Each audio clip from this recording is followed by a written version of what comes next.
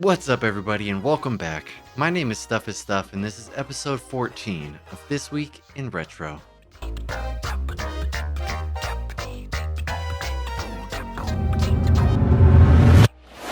This week we bring you an unreleased Sega Saturn game, Sega 8 update, a new ZX Spectrum game, a new NES game, and community showcase.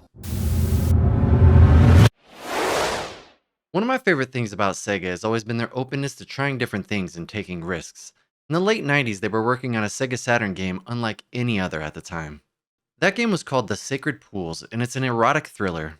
Yup, Sega porn. The sacred crystals have been taken from the garden.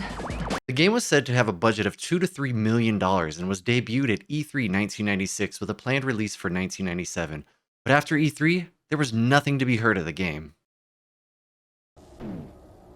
That is until now. Copies of the game have surfaced and were said to have come from an ex-Segasoft employee named David Gray, who was given copies of the game as a gift in 1999. You're lucky to be in one piece.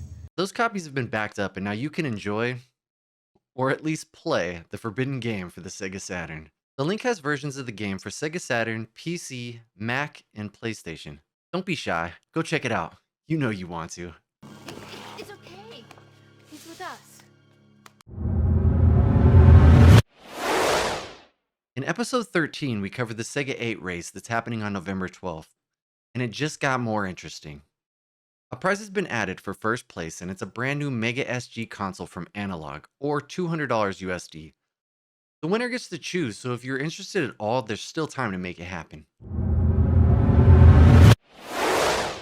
There's a new demo out for the ZX Spectrum, and it's based off an iconic 90s character. Smelly cat, smelly cat. Smelly Cat might not be your favorite pet, but it could be your new favorite game.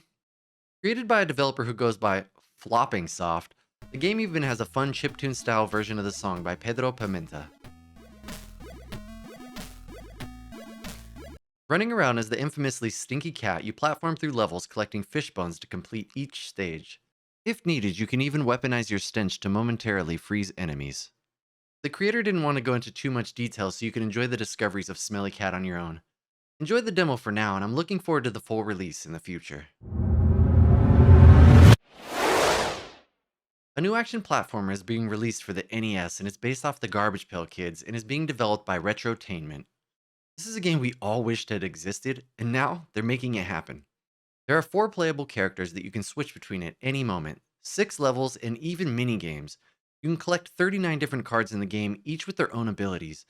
And according to the developer, if you collect all 39 in-game cards, there's a special surprise. This will be a limited physical release from IM 8-bit with only 4,000 copies being produced. There are 2 cartridge color variants, and it even comes with its very own NES-style box, instruction manual, and pixel art Garbage Pail cards. Plus, if you pre-order the cartridge, you'll also get a Steam code for the game.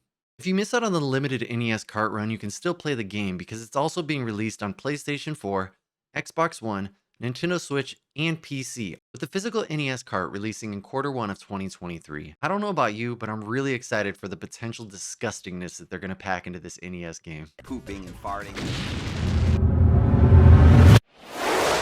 Now it's time to talk about one of the realest people I've ever had the pleasure of meeting, and that's our friend KenMastersWetDream.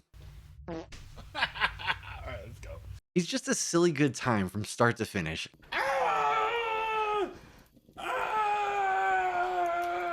Always being his ridiculous self and loving every moment of it. You know, we got all the things going on. And he loves plants as much as I do. He's been running Castlevania 2 for a while, but is currently working on Swordmaster and Friday the 13th speedruns on the NES. Right now, he's 14th in the world for Castlevania 2 any% glitchless. And just yesterday, he got a new PB in Swordmasters with a 12-minute and 8-second time in only 35 attempts. I'm really looking forward to how low he's going to push this game, so go show our friend some love on Twitch. Thank you for being a friend. Thank you so much for hanging out with me this week. And as always, the one thing you can't get back is your time, so please take some time for yourself. Mental health is very, very important, and even just taking a minute to yourself to do nothing and just exist can make a huge difference in how you feel and go about your day. I love you all so much. My name is Stuff is Stuff, and this has been episode 14 of This Week in Retro.